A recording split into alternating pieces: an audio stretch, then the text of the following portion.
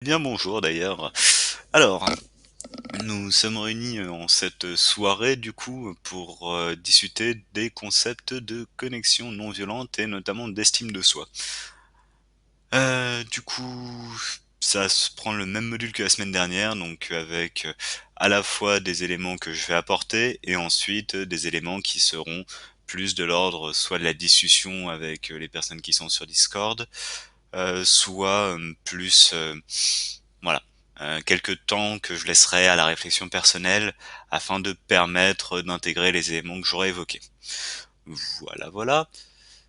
Bonsoir Tifonator. Alors, un petit disclaimer, l'élément de ce soir concrètement, c'est basé sur un module de communication non violente que j'ai eu qui a été sur une durée de 2 jours. Donc là, l'objectif de ce soir, c'est de condenser un truc de 2 jours en 1 heure et demie grand max. On verra comment ça va se goupiller. Je sais pas ce que ça va faire parce que concrètement, c'était un module dans lequel il y avait beaucoup d'éléments qui étaient des travaux pratiques. Et en fin de compte, là, c'est un peu plus compliqué de faire des travaux pratiques via Twitch. Du coup, j'avais envie de partager ces éléments. Je vais partager ces éléments. Je sais pas comment ça va rendre ici, donc euh, have merci.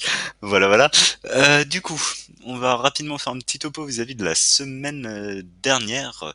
En fin de semaine dernière, on s'était mis en tête l'idée avec du coup Neko et Otelf de d'écrire un petit peu sur ce qui ne va pas dans le monde. On s'était dit pour la semaine prochaine, on écrit chacun une petite page sur en quoi est-ce que le monde est foireux. Ce qui permettait de d'amener la réflexion sur qu'est-ce qui est important pour moi, quels sont mes objectifs de vie. Et en fin de compte, on en est une semaine plus tard avec la deadline qui est arrivée. Et je vais donc poser la question, Nico, as-tu pris le temps d'écrire? J'ai pas écrit, mais j'y ai bien pensé. Ah, et du coup, pourquoi est-ce que t'as pas écrit? Parce que j'ai pas pensé à écrire, mais j'ai pensé à y penser. D'accord, d'accord. Alors là, je fais le petit focus là-dessus. Pourquoi? Parce que effectivement, c'est une réflexion que je me suis faite aujourd'hui et c'est pas la première fois. C'est que concrètement, les éléments qui vont nous pousser à faire du développement personnel, à nous pousser à, à s'améliorer, à être en quête de bonheur, en quête d'apaisement, en quête de joie, c'est des éléments qu'on priorise pas forcément, effectivement. Par exemple, aujourd'hui, j'ai le choix entre faire 2 parties de LoL ou alors me faire 2 heures de méditation. Qu'est-ce que j'ai fait? J'ai choisi les 2 parties de LoL, sachant qu'à la fin, il y avait allez, 70% de chances que je finisse salty, tandis que de l'autre côté, euh, eh bien, j'ai peut-être une chance d'avoir un petit éveil spirituel ou quoi que ce soit, en tout cas le level up de ce côté-là, et pourtant c'est un choix que je n'ai pas fait. Et là, de même, Neko, t'avais cette option, cette possibilité, effectivement, de, de pouvoir gagner un petit peu de level, en tout cas de partir en quête peut-être de ce qui était important pour toi, euh, et, euh, et voilà, de progresser là-dedans. Et pourtant, c'est quelque chose qui n'a pas été fait. Et la question que je me suis posée, c'est le pourquoi en fait. Et là-dessus, j'ai pas forcément de réponse à apporter. Toi, tu me dis que tu y as pensé, du coup, je te posais la question, pourquoi est-ce que, pourquoi est-ce que toi, tu y as pensé, mais tu n'as pas traduit ça par écrit?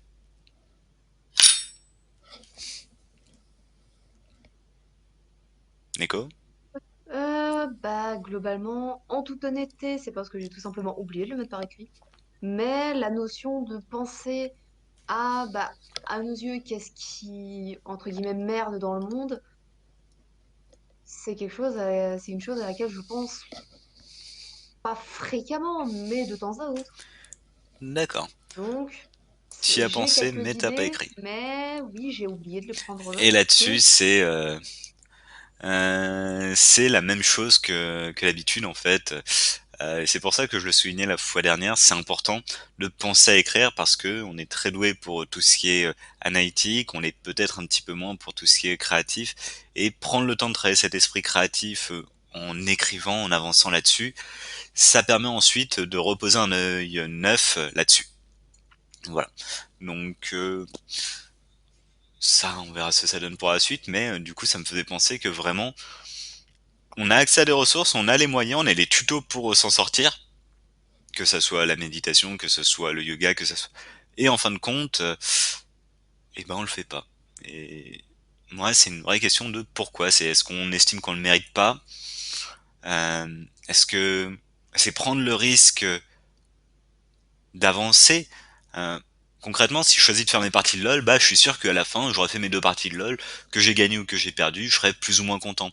Mais de l'autre côté, j'aurais agi, j'aurais fait la méditation en espérant accéder à quelque chose de plus. Euh, et j'aurais pas fait forcément la méditation pour la méditation ou écrire pour écrire. Et en fin de compte, c'est peut-être là que se trouve le manque. Bref. Du coup, euh, d'ailleurs, pour info, Laure, si tu veux, on est sur le Discord, vu le nombre qu'on est. Si tu as envie de passer, bon, je continuerai à parler. Mais c'est le Discord qui est présent dans le Twitch. Bref. Du coup, je disais quoi? Ah oui. Euh, donc, on va parler ici de d'estime de soi, et notamment à travers différents éléments. Donc, pour commencer, je vais vous proposer un premier exercice qui va être la météo intérieure. C'est un exercice juste pour se synchroniser avec soi-même, un exercice dans lequel on prend le temps de réfléchir à comment est-ce que je me sens en cet instant. Et la manière de le décrire, ça va être à travers un paysage, à travers une météo en fait. Est-ce que pour moi en cet instant c'est plutôt orageux? Est-ce que c'est un grand ciel bleu et un magnifique soleil? Est-ce que c'est quelque chose d'autre? À voir. Et donc moi par exemple, en cet instant, ouais, c'est un petit peu d'aube ou un petit peu de crépuscule avec pas mal de brume, peu de fatigue, mais l'espoir et un rayon de soleil qui n'est pas loin. Voilà. Voilà à peu près comment je le décrirais et je vous invite, là, avant que je reprenne dans une minute le fil de l'exposé, à, à y réfléchir à comment est-ce que je me sens en cet instant.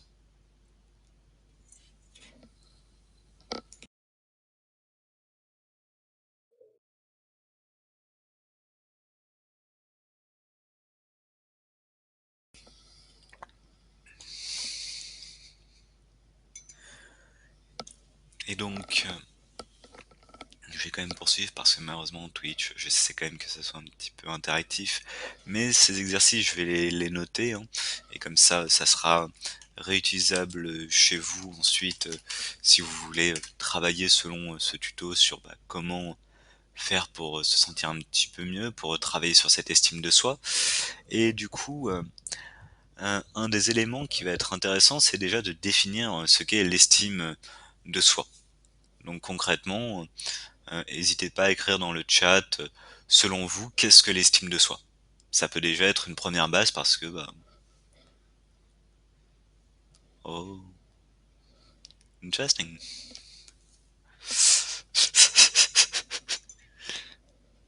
Bref, Hathor permet de bien suivre les noms. Typhonator, Rookinator, mais bon, je me perds là-dedans. Du coup, n'hésitez pas sur ce qui est pour vous, Neko, je t'invite soit à l'écrire, soit à le dire. Qu'est-ce que c'est pour toi l'estime de soi? Et du coup, Typhonator, n'hésite pas à l'écrire, ça sera lu.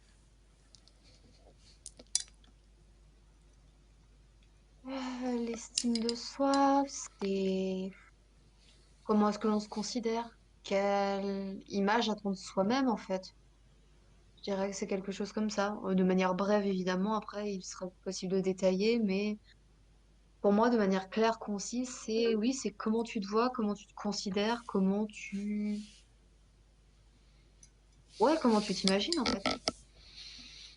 Tu veux Ok. tenter l'expérience là du coup?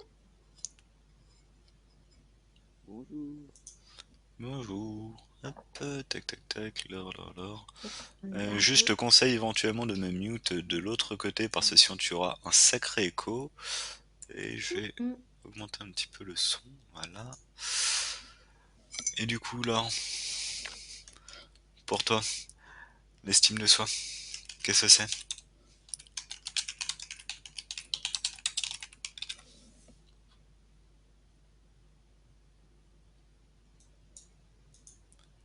Ah, t'es mute pour information non, mute de l'autre côté. En fait, me mute moi sur le stream, sinon tu vas m'entendre en écho. Après, si tu veux parler pour exprimer ce qu'est pour toi l'estime de soi, je t'invite à le faire, mais me mute moi parce que sinon t'auras un écho.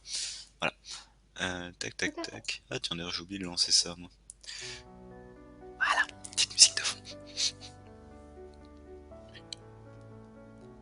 Bon, du coup, lorsque viendra l'envie, n'hésite pas soit à l'écrire, soit à le dire, parce que là pour l'instant nous ne t'entendons pas, tu es mute, mais pas de souci.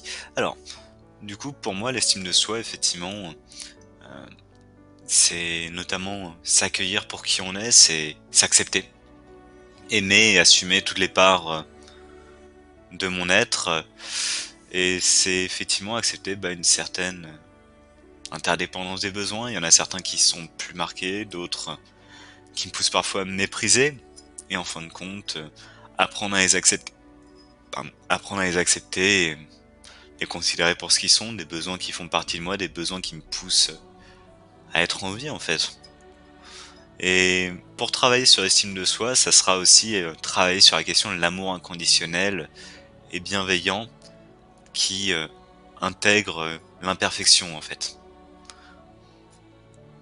Est-ce que, notamment Laure, mais aussi Neko, concrètement, est-ce que ça parle un petit peu ou pas spécialement Neko? Hop. Mhm. On m'entend? Oui, on t'entend. Ouais, oui. Alors pour toi, qu'est-ce que l'estime de soi? Je pense que c'est principalement, même si tu as, je pense, grandement raison, je pense que c'est surtout basé sur le fait de ne pas se rabaisser continuellement. J'ai du mal à trouver mes mots. Non, c'est assez intéressant, effectivement. La notion de se flageller et on va dire de se rabaisser continuellement, c'est extrêmement pertinent dans le sens où ça fait partie de ce juge intérieur qui t'estime que tu n'es pas assez, que tu devrais être quelque chose que tu n'es pas, et du coup, qui va essayer par la douleur de te le faire devenir. Mais plutôt que de focus ton énergie sur le changement, effectivement, sur ce que tu souhaites devenir, parce que tu es tel que tu es, mais par contre, tu peux faire le choix de ce que tu vas devenir. Euh, Là où c'est un petit peu dommage et là où la flagellation entre en jeu, c'est lorsque tu te flagelles pour ce que tu n'es pas. Je devrais être ça et je ne le suis pas. Là, concrètement, je devrais être plus charismatique. Hop, un petit coup de fouet dans le dos. Je devrais être plus gentil. Hop, un deuxième coup de fouet dans le dos. Alors qu'à l'inverse, si tu te projettes sur l'avenir, qu'est-ce que je souhaite faire? Qu'est-ce que je souhaite devenir? Effectivement, pour moi, la gentillesse est une valeur qui a beaucoup d'importance à mes yeux et que je souhaite incarner. Du coup, là, j'ai pas forcément été super sympa, mais à l'avenir, je vais faire mon possible pour l'être un petit peu plus à chaque fois que le jour précédent. Plutôt que de se dire, putain, j'aurais dû être gentil, je dois être gentil, là, concrètement, c'est se flageller soi-même, alors que s'offrir cette bienveillance de ok, là j'ai pas été forcément comme je le souhaitais et je vais en apprendre, je vais découvrir, je vais mieux me comprendre pourquoi est-ce que déjà j'ai agi comme ça et ensuite progresser. Et l'estime de soi, ça va être effectivement aussi accepter cette part de soi qui entre guillemets t'indique où sont tes valeurs, mais qui l'indique parfois de manière un peu maladroite parce qu'elle va te le dire en essayant de te taper dessus. Essayons de lui apprendre à te l'exprimer autrement. Par exemple, effectivement, lorsque tu ressentiras cette gêne parce que t'as pas été comme tu le souhaitais, c'est un indicateur que tu as des valeurs que dans ce niveau-là, lors de cette action, il y avait peut-être mieux à faire. Voilà. Du coup, ça c'est un premier point. Et les valeurs, comment elles se construisent? Elles vont se construire notamment vis-à-vis de personnes qui nous inspirent. C'est à partir d'elle, à partir de ces référents, que qu'on va pouvoir avancer et concrètement, choisir sa voie. Et là-dessus, on a tous des personnes qu'on admire plus ou moins, et je vous invite à en lister deux, trois, et à identifier pourquoi est-ce que vous admirez ces personnes. Quelles sont les valeurs qu'ils incarnent et et que vous admirez en fait. Donc, identifier deux à trois personnes et ensuite identifier dans ces personnes pourquoi est-ce que pourquoi est-ce que vous les admirez. Si vous voulez, prenez un papier, un document Word ou autre et essayez l'exercice. C'est toujours plus intéressant de le faire de manière écrite. Au moins ça reste et ça vous permet un peu plus tard de remettre un regard là-dessus afin de voir ce que vous avez pu écrire à un moment. Donc là, je vais le noter moi de mon côté. Euh,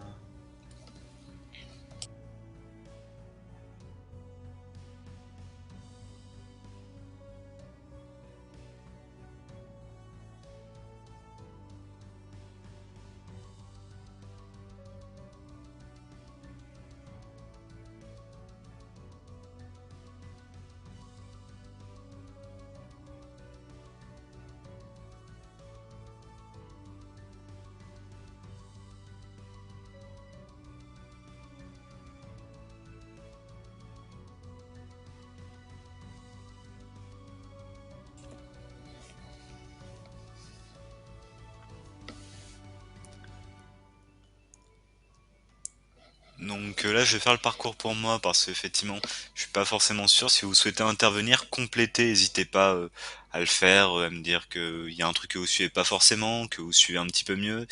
Euh, à vous de voir si à un moment vous souhaitez aussi partager vis-à-vis d'un exercice que je propose, par exemple vos résultats de l'exercice. En attendant, naturellement, je vais donner mes résultats histoire d'illustrer euh, la méthode que je suis en train d'expliquer pour donner du contexte, mais ensuite, n'hésitez pas à intervenir pour donner éventuellement les événements qui sont importants pour vous.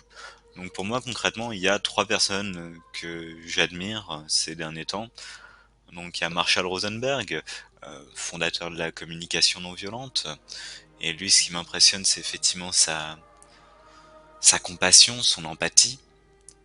De même, Elfie Gamer, le docteur Alok Anuja, de Elfie Gamer, que j'admire aussi beaucoup pour sa compassion et sa capacité aussi, sa sagacité peut-être, pour percevoir comment fonctionnent les autres et les aider en partant de cette connaissance. Donc, et enfin, il y a Pierre Bottero. Donc Pierre Bottero, c'est un auteur de littérature fantasy jeunesse, qui est mort d'ailleurs bien trop tôt. Et lui, ce que j'admire beaucoup chez lui et qui me guide, c'est notamment l'aspect de la créativité en fait. Le fait de rêver et de ne pas oublier qu'une part de moi est dédiée au rêve et que c'est une part que je souhaite entretenir. Donc ouais, c'est quelque chose que je trouve assez fascinant. Il a créé un univers et je trouve ça beau en fait l'univers qu'il a fait vivre. Pareil, je pourrais aussi citer Patrick Rothfuss qui est dans la même branche, c'est-à-dire celle de l'écriture fantasy. Et ce sont des personnes que j'admire par la création et la manière dont ils ont su faire vivre des univers. Donc voilà, c'est trois personnes que j'ai pu identifier. Vous avez identifié les vôtres, le pourquoi. Si vous souhaitez en parler, n'hésitez pas.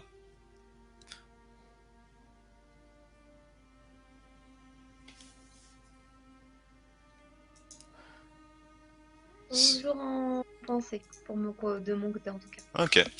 Bah du coup je vous laisse parce que effectivement moi j'ai dû prendre je sais pas 10-15 minutes pour lister tout ça.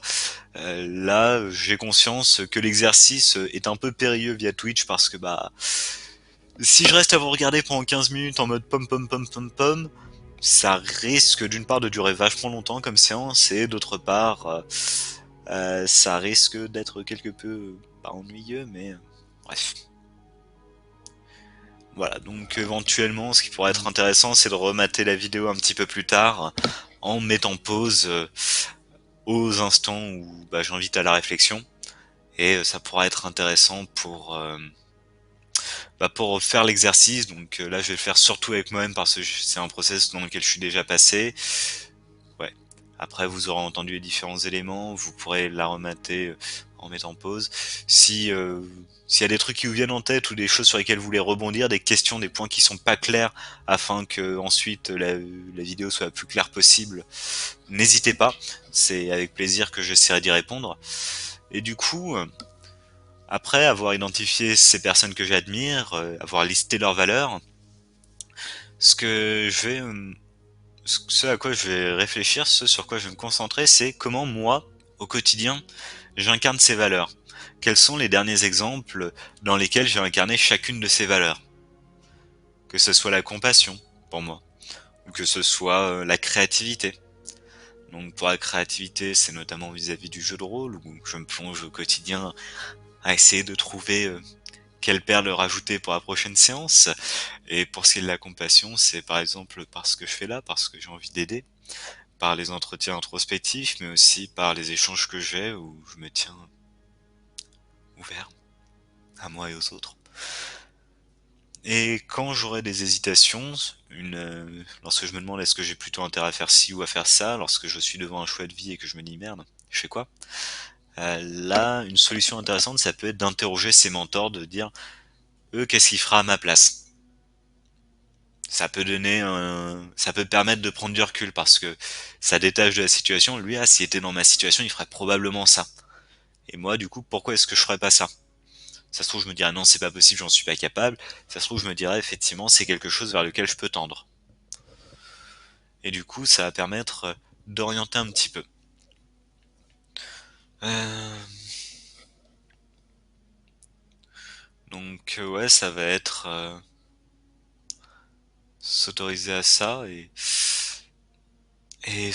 ensuite, une fois qu'on a pu identifier les éléments dans lesquels, eh bien, on a ces mêmes valeurs en fait, ces valeurs dans lesquelles on admire les personnes, bah on peut s'apercevoir qu'on les incarne aussi ces valeurs. Et ouais, je reconnais ce que je connais et je suis porteur des qualités que j'admire. Bon, il y a aussi des éléments dont je suis porteur et que j'aime un petit peu moins. Et, euh, et c'est ok. C'est ok. Donc là-dessus, il y a une métaphore qui est assez connue et en même temps assez parlante. Effectivement, moi, il y a des éléments que j'aime. Il y en a d'autres que j'aime pas. Et je crois que c'était proverbe indien ou je sais pas quoi, bref, indien d'Amérique. Comme quoi, en chacun d'entre nous, il y a deux loups qui vivent. L'un qui est cruel et sanguinolent, et un autre qui est fait de bonté et de douceur. Et souvent, ces deux loups s'affrontent. Et le petit demande à son grand-père, mais quel loup l'emporte sur l'autre? Et le grand-père qui répond, Aucun? de quoi? Aucun? Non, le loup qui l'emporte, c'est le loup que tu choisis de nourrir. C'est vrai. Et du coup, effectivement, il y a des choses que t'aimes, il y a des choses que t'aimes pas en toi, et essaie d'encourager celles que tu apprécies, celles que tu admires, les encourager à prendre plus de place, et celles que tu aimes moins, peut-être à prendre moins de place, mais aussi voir pourquoi elles sont présentes. On parle pas de les supprimer, mais simplement peut-être de leur laisser un peu moins de bande passante. Et du coup, c'est quelque chose d'assez intéressant.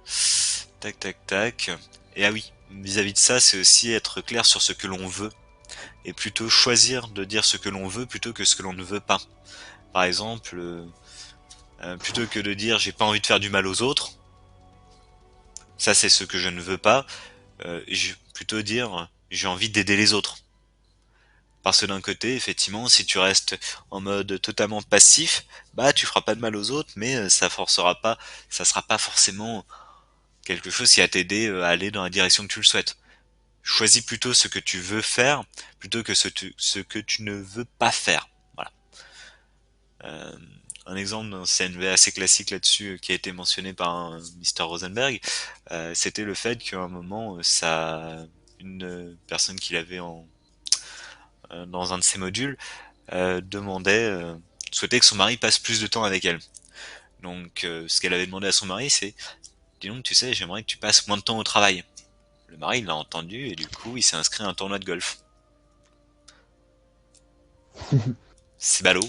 Effectivement, si on prend uniquement ce qu'elle avait dit, la petite dame, ça collait, hein, il passait moins de temps au boulot, mais ce qu'elle voulait réellement, elle, c'était passer plus de temps avec son mari, et en fin de compte, c'était pas réussi parce que c'était pas clair. Et donc ça, c'est une demande à l'autre, mais vis-à-vis d'une demande à soi, c'est tout aussi valable.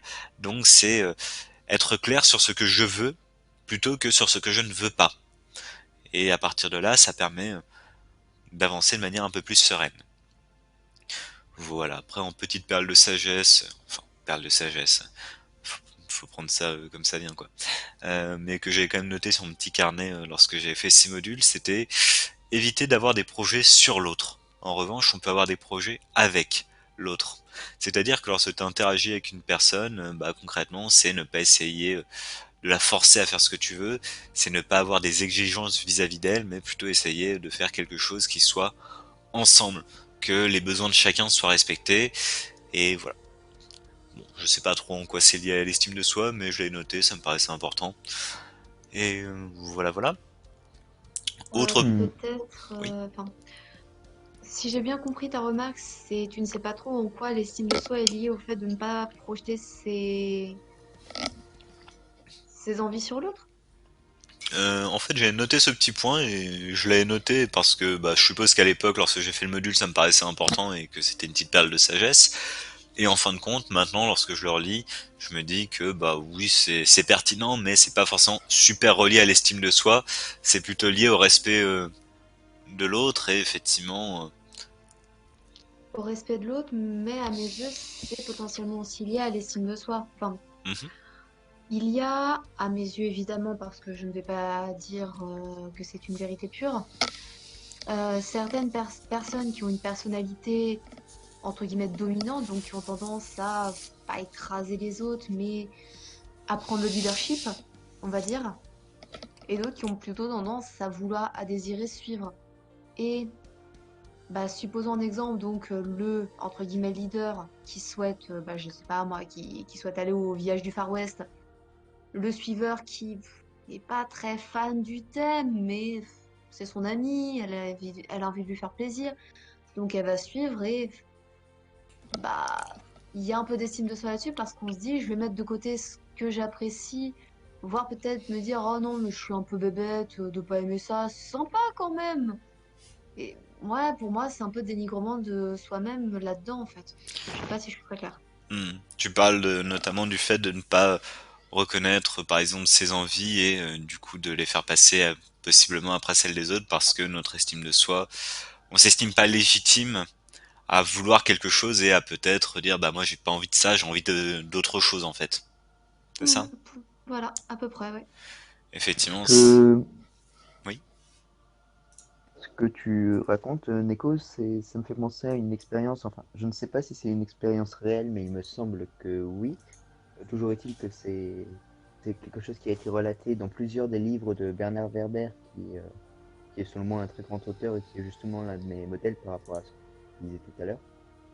Euh, il expliquait que si on mettait Syrah dans une cage, qu'il y avait un passage où est-ce qu'il devait nager pour aller chercher de la nourriture, pour ensuite la ramener au point de départ, on les laissait toute une nuit, ils passaient leur temps, toute la nuit ils se battaient, et au final, il y avait deux rats qui étaient dominants, deux rats qui étaient dominés, un souffre-douleur et un solitaire. Ça n'a peut-être pas énormément de rapport, mais je ne sais pas pourquoi ça m'a fait penser à ça, par rapport au sujet Et je de... compléterai du coup cet élément-là qui est assez intéressant, c'est que par exemple, tu prends uniquement les deux rats qui, enfin, tu fais l'expérience 10 fois avec des rats différents, et dans chacune des cages, tu récupères les rats dominants ou les rats dominés ou les rats isolés. Tu Et prends après, tous ceux ensemble, tu les mets se ensemble dans une cage, et en fin de compte, ça va reproduire la même dynamique. oui, Donc, c'est pas forcément lié à l'estime une de soi, sociale mais peut-être. effectivement, c'est une dynamique de pouvoir qui semble être présente. Je sais pas si c'est vrai ou pas, effectivement, je l'ai aussi lu pas mal dans les livres de Werber, mais bon, là-dessus, je sais pas à quoi ça pourrait être lié, c'est pas de l'estime. Enfin, Système social. ouais, système social, mais effectivement, qui va, ouais, plutôt système Impacté? social. Après, qui va, voilà, c'est des animaux, mais effectivement, d'un point de vue humain, on se retrouve avec une question de l'estime de soi qui va rentrer là-dedans. Des personnes qui vont naturellement se soumettre parce que, par exemple, elles ont peur du conflit. Et plutôt que d'être, euh, plutôt que d'entrer dans le conflit, préfèrent la soumission. Et ça d'ailleurs c'est un point assez intéressant, j'y reviendrai notamment dans une vidéo je pense la semaine prochaine ou la semaine d'après, c'est comment cesser d'être un paillasson. Comment cesser d'accepter tout et n'importe quoi de la part des autres, et le pourquoi en fait on accepte tout et n'importe quoi de la part des autres. Ça, c'était très bien expliqué par Elfie Gamer en anglais, How to Stop Being a Doormat, si vous êtes pressé de voir la vidéo. C'est Elfie Gamer qui l'a expliqué, et je pense, ouais, dans 2-3 semaines, je ferai la vidéo en français à ce sujet-là, donc voilà, ça sera la traduction. Mais ouais, c'est intéressant aussi comme thématique. C'est une thématique notamment de pouvoir et de contrôle. Parce que pour que l'un domine l'autre, il faut que le deuxième cède le pouvoir au premier. Et il le fait pas forcément gratuitement. Voilà, voilà. Qu'est-ce que je voulais dire de plus après dans les petites anecdotes aussi qui ont pas forcément grand chose à voir mais qui sont assez intéressantes. Je ne suis pas docteur, je tiens à le préciser. Je sais pas si c'est vrai, je tiens à le préciser. Mais en tout cas, ce qu'on m'a dit lors de ce module, c'est qu'à partir de 20 secondes d'une étreinte, d'un câlin globalement, l'hormone du bonheur serait générée.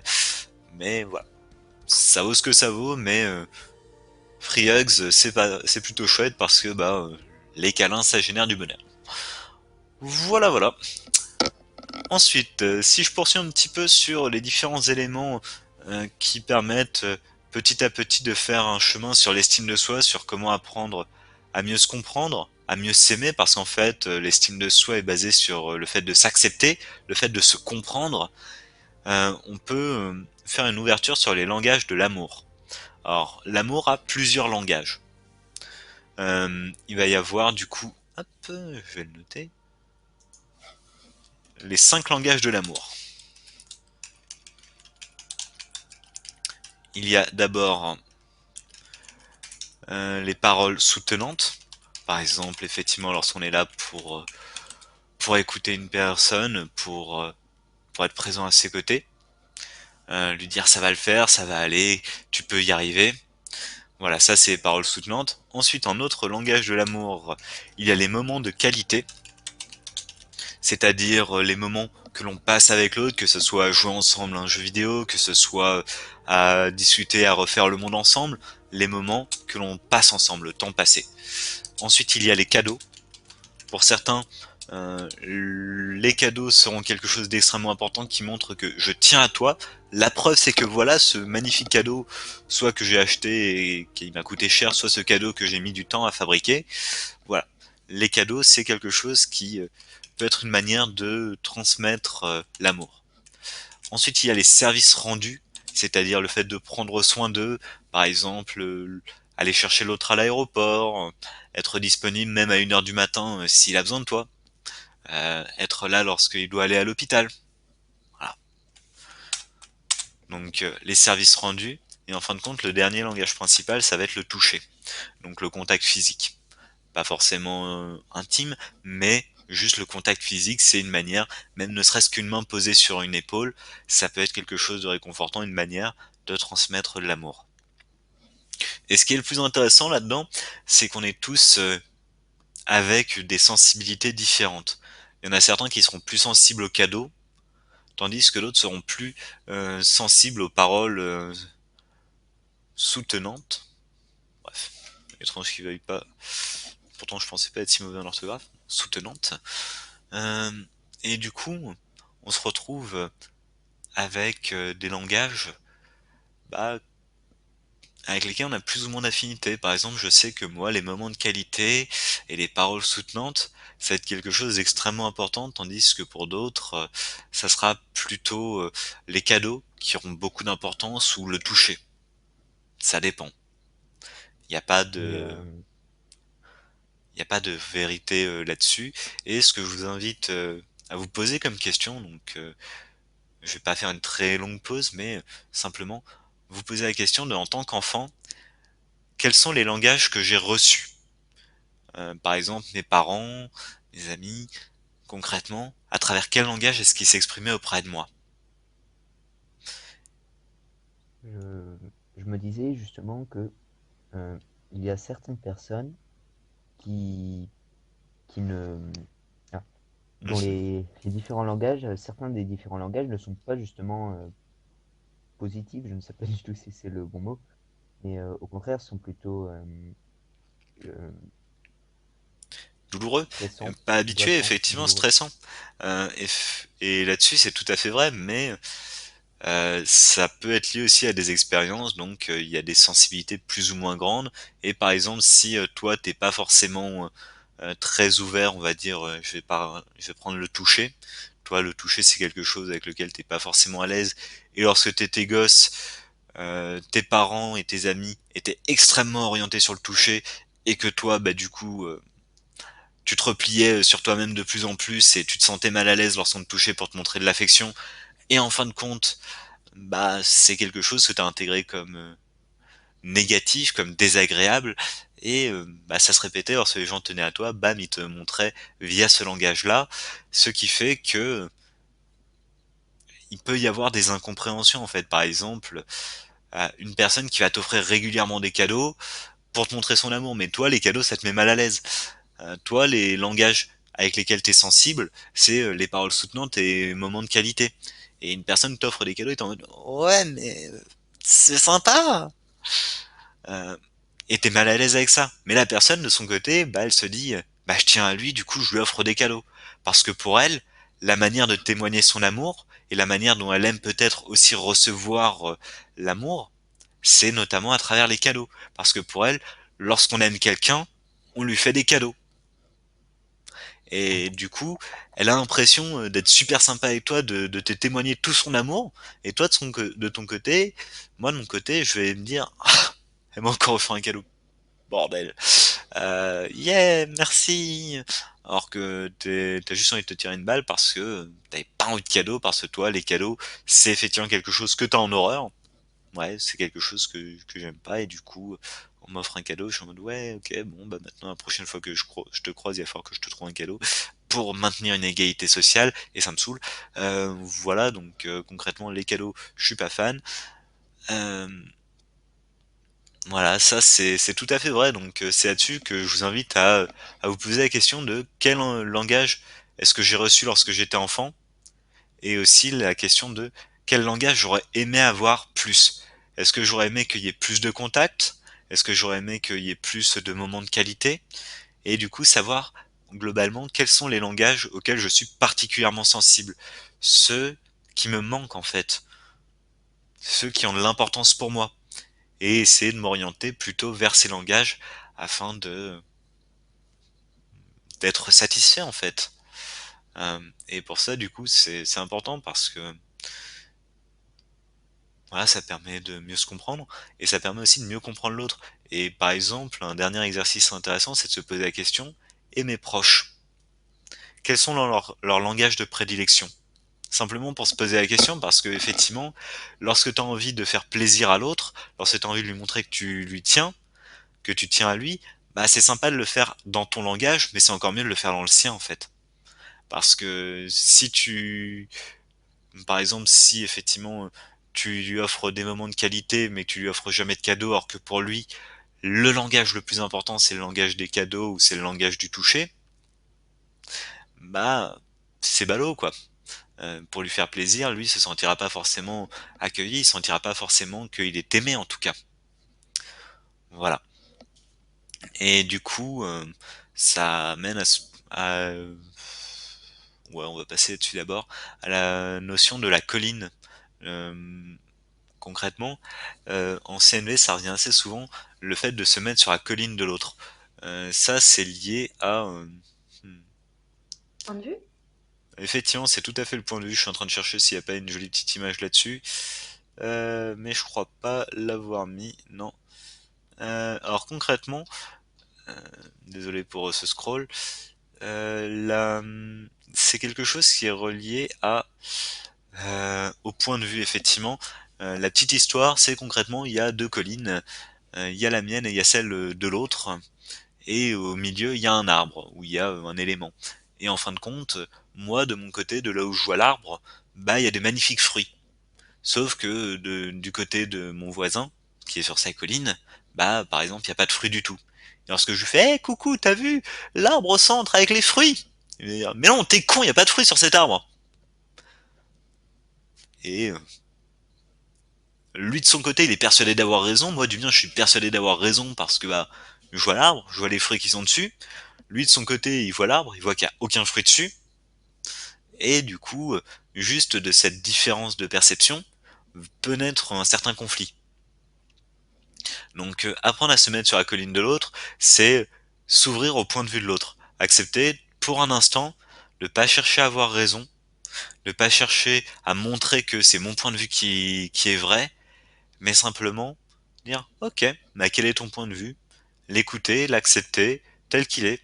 Et c'est vrai, c'est ton point de vue, et avec curiosité, essayer de le comprendre, et pas forcément essayer de le casser dès le premier point de fragilité en mode hey, tu vois, je t'avais bien dit que tu disais de la merde. Mais au contraire, essayer de comprendre où se trouve l'autre, où est-ce qu'il en est à cet instant-là. Et ça peut être sur le plan d'une réflexion logique, mais ça peut aussi être sur le plan émotionnel. Plutôt que de lui imposer par exemple tes émotions du moment, si tu souhaites peut-être l'amener à toi, plutôt que de lui dire sois heureux. Mais non, je suis en larmes. Sois heureux, je te dis. C'est pas forcément ce qui fonctionnera le mieux. Alors que par contre, aller sur sa colline, lui dire bah ok, tu te sens comment? Ah, de la tristesse, l'accompagner dans sa tristesse et petit à petit l'amener vers ta colline ensuite, ça a beaucoup plus de chances de marcher que dire viens sur ma colline ici. Voilà. Ça c'était le petit point.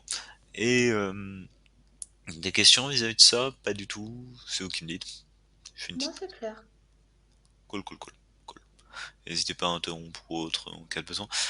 Du coup, le point qui était un petit peu en complément vis-à-vis de ça, c'était la question de qu'est-ce que je fais au quotidien pour me rendre la vie plus belle. C'est une question qui est intéressante à se poser et que je vous invite à un moment, donc par exemple, ouais, ce soir lorsque vous allez vous coucher ou à un autre moment, à vous poser cette question de qu'est-ce que je fais pour me rendre la vie plus belle.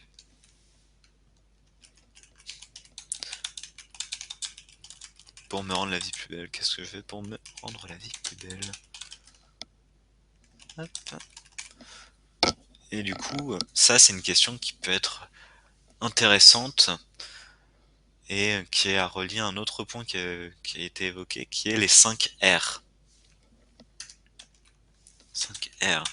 À savoir, hop, ralentir, respirer pour ressentir. Ça c'est un focus qui va être fait sur soi, pour soi. Et ensuite reformuler et remercier pour l'autre. Alors là concrètement, c'est une manière d'interagir, c'est à la fois pour se connecter au mieux à l'autre, pour se connecter au mieux à soi, c'est, on va dire, pas un mémotechnique, si en fait, lorsque je sens que ça va pas, lorsque je sens que ça s'emballe, lorsque je sens que je suis en train de me perdre, que je suis en train de perdre les valeurs qui sont importantes pour moi et que je suis en train de passer en mode autopilote, parce qu'effectivement, la plupart du temps au quotidien, bah, je suis en mode autopilote, euh, c'est prendre le temps pour, oui, ralentir, respirer, et être attentif à comment je me sens, à comment est-ce que je ressens cet instant. Et ensuite, lorsque je souhaite me connecter à l'autre, c'est reformuler ce qu'il me dit, être à l'écoute du coup de l'autre et le remercier pour qu'il sache en quoi est-ce que par exemple il m'a rendu la vie plus belle. Parce qu'il est pas télépathe et malheureusement, enfin, c'est regrettable. Donc voilà, donc les 5 R c'est mentionné. Ah oui, il y a aussi dans cette dimension-là, il y a aussi le fait de garder en tête que ce que je fais, c'est parce que je choisis de le faire. En soi, il n'y a rien que je suis obligé de faire. Effectivement, s'il y a des choses que je ne fais pas, il y aura des conséquences, mais je peux choisir quand même de ne pas les faire. Après, effectivement, j'aurai assumé les conséquences, mais je ne suis pas obligé de. Je fais les choses parce que effectivement, bah, soit j'ai un besoin de protection, soit je choisis de le faire pour combler un besoin en particulier. Je l'ai choisi parce que je choisis par exemple d'animer un truc parce que j'ai envie d'aider des gens. Je choisis de me rendre au travail parce que j'ai un besoin de sécurité financière. Et effectivement, je ne dois pas aller au travail, je choisis de le faire. Je pourrais très bien arrêter d'aller au travail et au contraire, bah, vivre des allocs quelques temps, puis après me retrouver à la rue. Je pourrais très bien le faire. Si j'ai vraiment pas envie de bosser, je pourrais. Ou je pourrais me mettre à cambrioler des maisons, qui sait. Bref, j'ai plein d'autres choix, je ne dois pas forcément travailler. C'est un choix que je fais en mon âme et conscience par rapport à ce qui est important pour moi en cet instant. Et le fait de garder cette distinction en tête entre je choisis et je dois, c'est une distinction qui fait toute la différence parce que lorsque je dois, il y a une contrainte. Et à partir du moment où il y a la contrainte, on perd cet élan de vie, la motivation à le faire parce que lorsque tu dois faire quelque chose, il y a toujours ce ouais, je dois le faire. Alors que lorsque je choisis de le faire, bah il y a de l'entrain parce que ça vient de moi en fait, ça vient de ma volonté de le faire. Voilà voilà. Euh, Par contre, juste attention, je crois que c'est le l'or. Lorsque tu parles pas, je t'invite juste à te mute. Lorsque t'interviens, y a pas de souci, mais là on entend Ah oui, légèrement le truc, y a pas de excuse-moi. problème.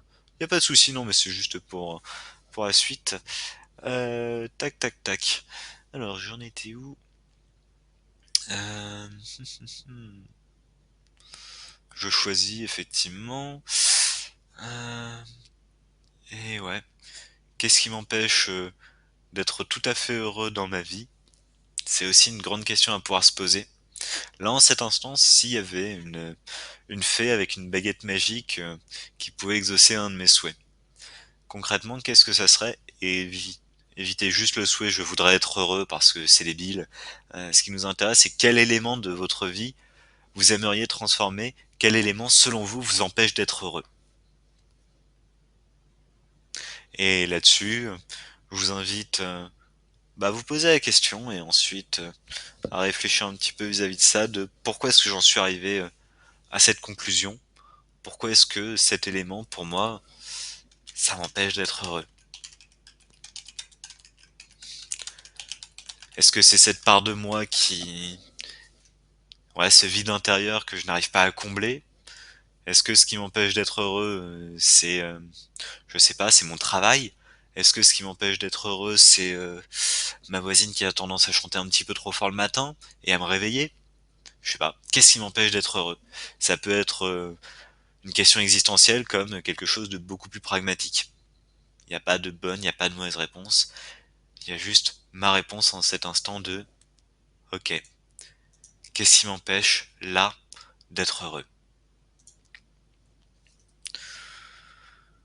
Ce qui nous avait amené, bah, du coup, moi, lors de l'échange avec que j'ai pu avoir lors du module, là, une image que je trouve assez forte, qui est celle de la tortue et de la dune. Moi, je suis la petite tortue qui essaie de grimper une dune immense, et je me dis qu'une fois que je serai là-haut, bah, je serai heureux. Du coup, j'essaie d'avancer, je suis la petite tortue, et j'ai plusieurs choix de vie qui s'offrent à moi. Soit je vais avancer de face, essayer de la grimper en douillant comme pas possible, parce que bah, la dune, elle est quand même vachement haute, et en fin de compte, il faut s'accrocher. Et je vais galérer, et à un moment, bah, je vais glisser, et je vais me retrouver au point de départ où je vais retomber, et je vais être peut-être désespéré. Et en fin de compte, qu'est-ce que je fais? Je vais me relancer, essayer de regrimper la dune, de m'agripper jusqu'à saigner comme pas possible. Ou alors, je peux choisir d'autres alternatives. Par exemple, faire des lacets et grimper la dune de gauche à droite, en grimpant un petit peu plus à chaque pas, que chaque pas m'amène légèrement plus haut, mais pas forcément sur le chemin le plus rapide. Et à certains moments, prendre une pause, regarder le chemin qui me reste à parcourir, mais aussi me retourner, observer le chemin que j'ai déjà parcouru, savourer aussi cette joie, parce qu'effectivement, ouais, j'ai bien progressé aujourd'hui. Ok, j'ai peut-être un peu régressé là-dessus, j'ai peut-être un peu glissé là, je me suis peut-être un peu égaré, mais en attendant, la vue est belle, le parcours est intéressant, et je savoure ça. Est-ce que je serai vraiment heureux lorsque je serai là-haut? J'en sais rien. Par contre, ce que je sais, c'est que je peux être heureux en cet instant, alors que j'avance sur une voie qui est la mienne en fait. Je peux choisir en cet instant d'être heureux.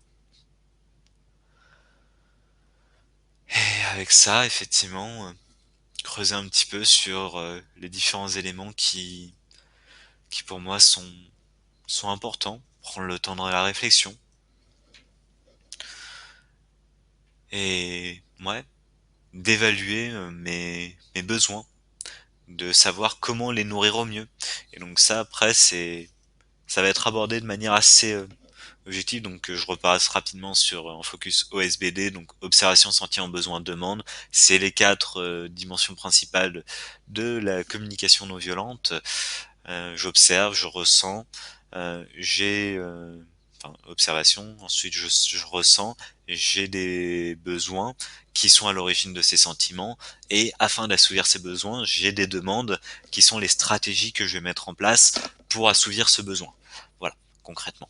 Et du coup, euh, les stratégies viennent nourrir les besoins, viennent assouvir les besoins. Cependant, certaines stratégies sont parfois mal pensées, et on peut avoir tendance à ne pas forcément les remettre en question. Se dire, bah ok, j'ai un besoin, je sais pas, euh, d'apaisement, et je sais que je me dis que peut-être que si je me gave de nourriture là en cet instant, je serais peut-être apaisé. Et en fin de compte, je vais me gaver de nourriture. Je vais me gaver de nourriture jusqu'à ce que j'en puisse plus, que le cerveau déconnecte un petit peu. Et en fin de compte, dès que le cerveau redescendra un petit peu, dès que l'afflux sera passé, je me sentirai misérable parce qu'encore une fois, j'aurais cédé à l'appel de la bouffe, encore une fois, j'aurais cédé à ça, je me serais mis plus bas que terre avec maintenant un énorme mal de ventre parce que bah voilà, je me suis gavé, j'en peux plus. Et en fin de compte, je suis encore plus mal qu'avant. Se poser la question de est-ce que c'est la bonne stratégie. Et pour savoir si c'est la bonne stratégie, bah c'est aussi se poser la question de cette stratégie, elle vient pour essayer de nourrir quel besoin. Pourquoi est-ce que je prends cette stratégie? Si c'est par exemple pour nourrir un besoin de prendre soin de moi, est-ce que c'est pour prendre allez, on va dire un exemple, ouais, de me sentir mieux, de me sentir accepté, je sais pas, ou de me sentir connecté. Ça peut être une multitude de besoins, et identifier pourquoi est-ce que j'adopte cette stratégie. Effectivement, c'est par rapport aux besoins, on va dire, de... Je sais pas. Pourquoi est-ce que j'ai cédé à cette pulsion? Parce que effectivement, j'avais besoin d'oublier la douleur. Ok. Et effectivement, je vais réfléchir à d'autres stratégies qui seront peut-être moins efficaces en un instant T, mais qui seront peut-être aussi plus pertinentes sur le long terme. Parce qu'effectivement, cette stratégie de me gaver de nourriture pour oublier la douleur, on voit que sur un instant T plus un, ça fonctionne bien. Pendant 10 minutes, je ressens plus la douleur émotionnelle que j'avais, mais ensuite, pendant les 5 heures qui suivent, je me mets plus bactère à me mépriser moi-même pour encore avoir une fois cédé à l'appel de la bouffe. Est-ce que c'est la meilleure stratégie?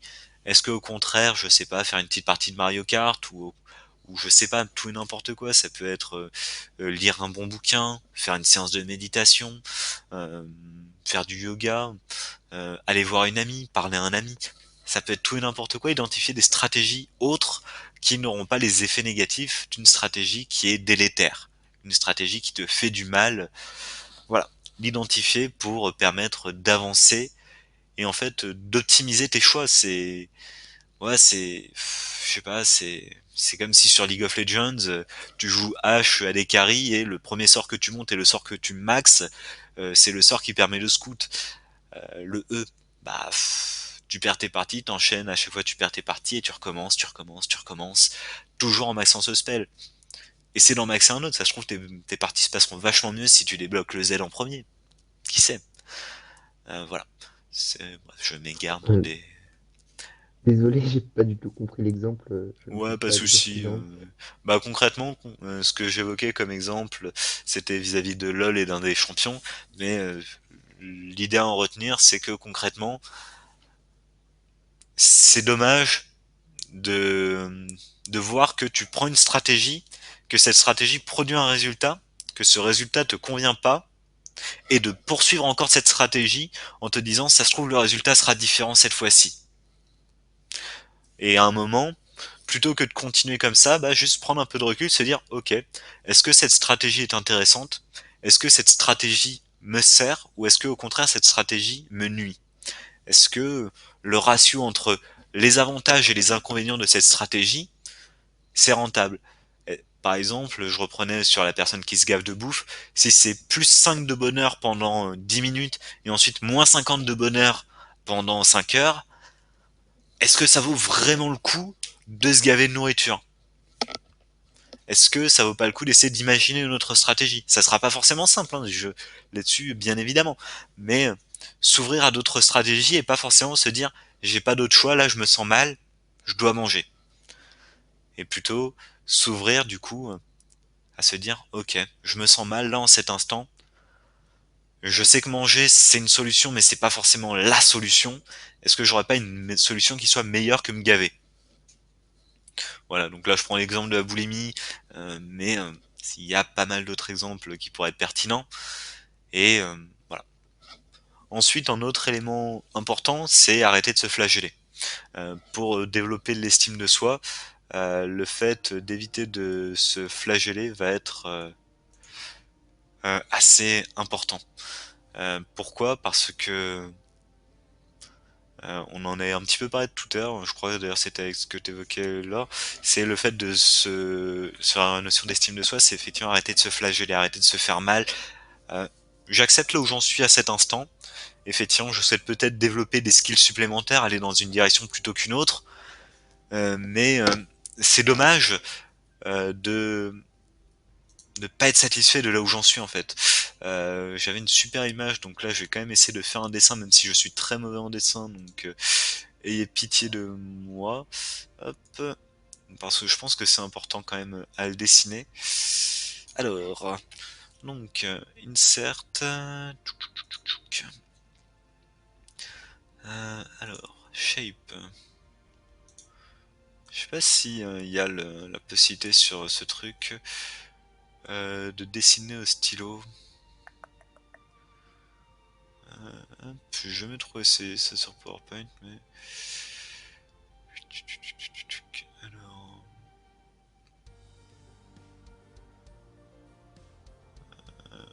Quick Style non.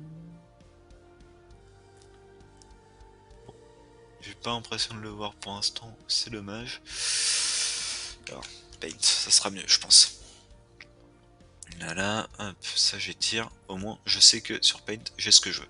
Alors, là concrètement, ça c'est l'instant présent, l'instant T. Tac. Ce qui est dans le passé, c'est du coup ce qui est ici. Et donc ça, c'est le moment où moi, le petit cyaneur, je suis né. Hop. Par rapport à ça, effectivement, il y a pouf pouf pouf, le chemin que j'ai parcouru depuis ma naissance, qui est là.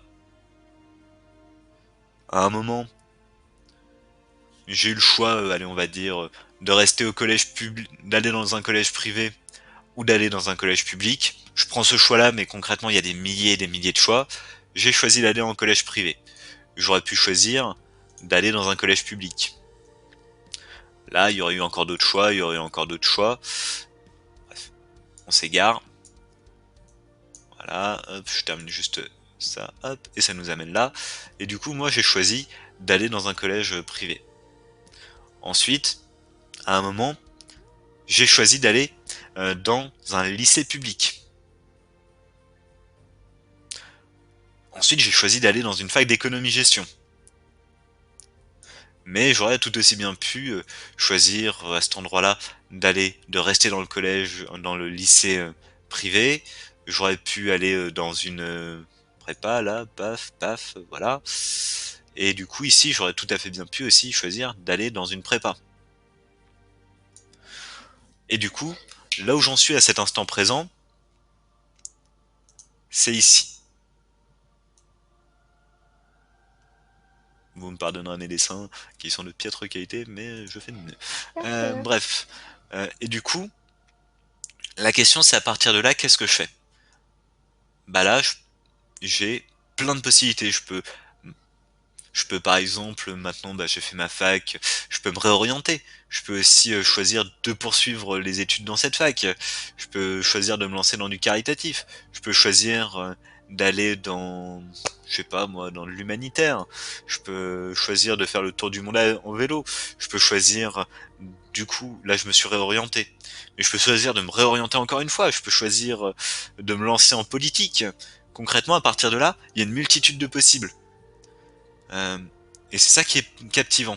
Le fait de se flageller, c'est lorsque je vais me focus sur je suis ici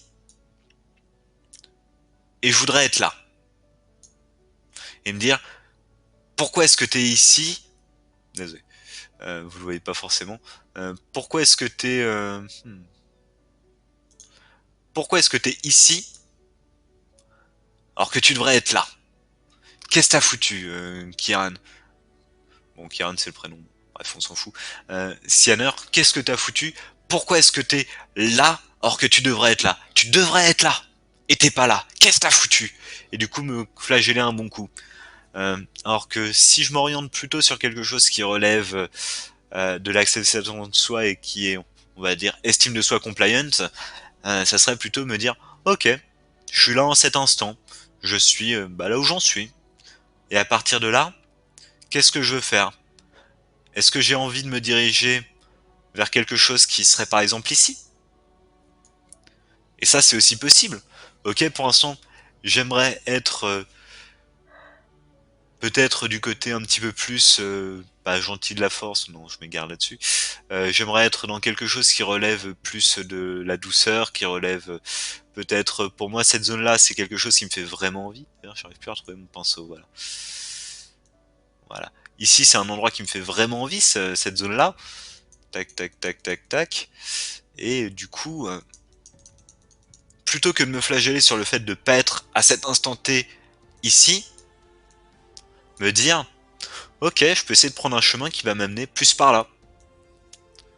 D'un côté, je vais mettre tout mon mana, toute mon énergie à me flageller, à me dire, ah là, quand même, t'abuses de pas être là où tu devrais être. Pourtant, tu le savais, t'aurais pu faire un meilleur choix de vie.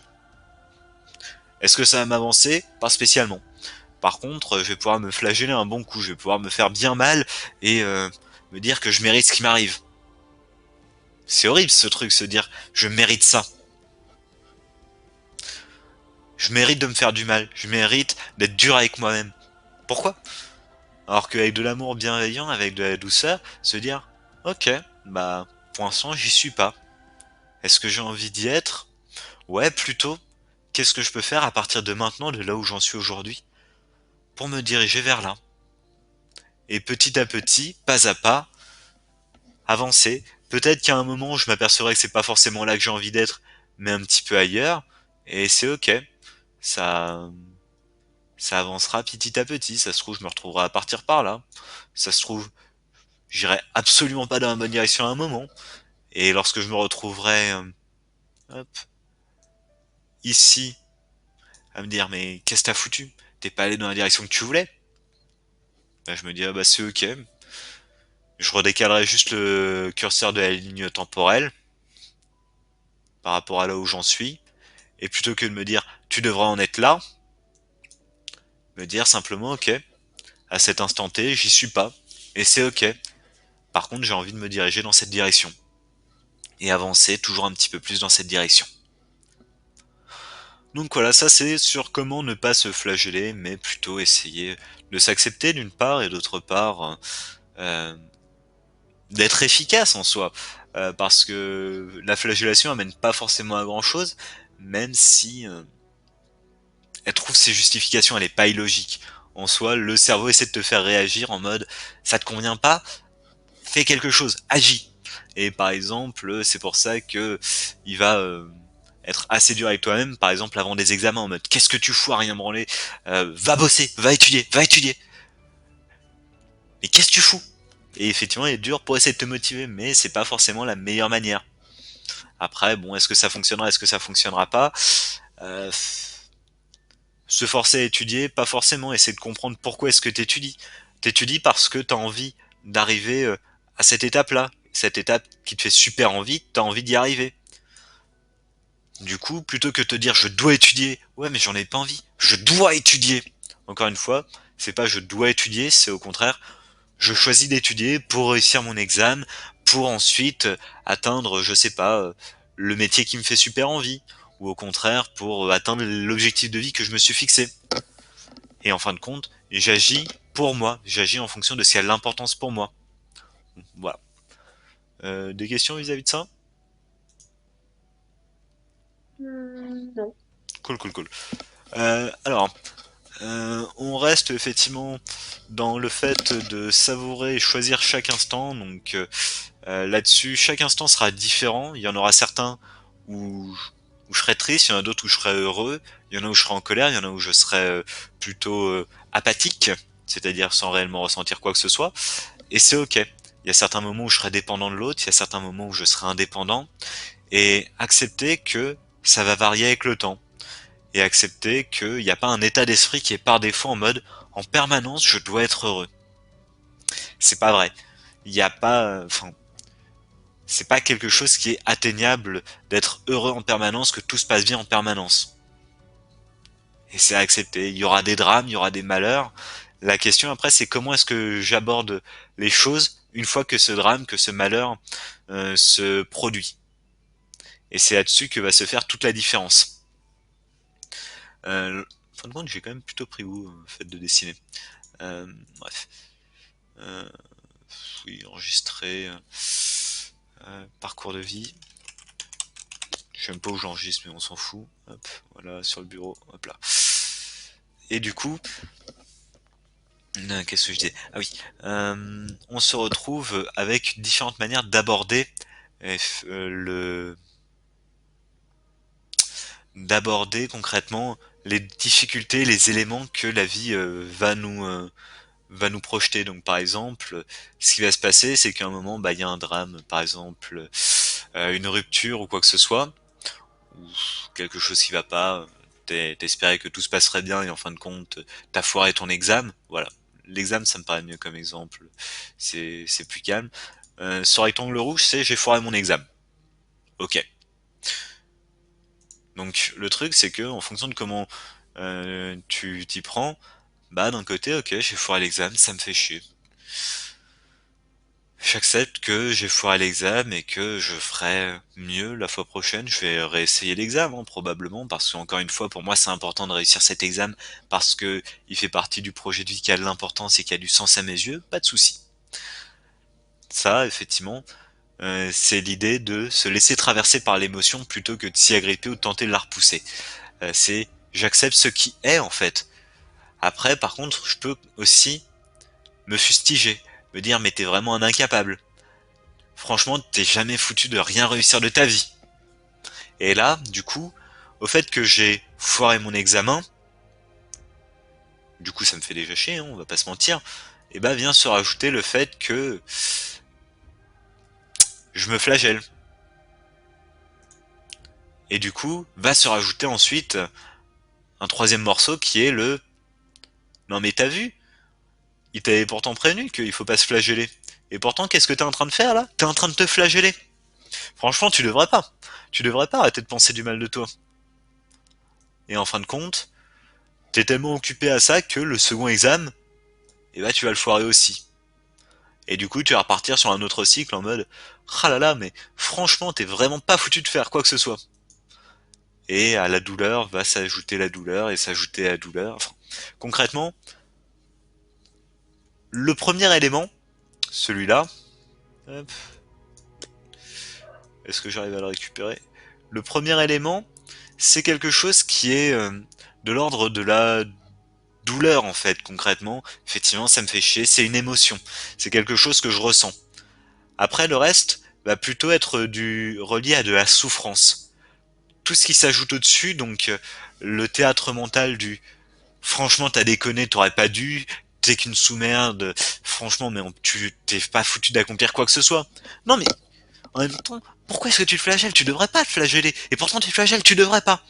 Toute cette partie-là, tout ce théâtre mental, ça va être quelque chose qui va être plutôt de la violence que je m'inflige moi-même, quelque chose qui est pas basé sur du concret, qui est pas basé sur du réel en fait. C'est la souffrance intérieure, Parce que l'émotion, le sentiment, l'élément qui m'a impacté au début, j'ai pas été foutu de le digérer. Cet élément, au lieu de le digérer, de l'accepter et de le laisser ensuite partir, soit j'ai essayé de le repousser en mode non, c'est pas vrai, je vois rien, j'entends rien, c'est pas vrai, t'existes pas. Et en fin de compte, bah, tant qu'il a pas été digéré, il est encore là.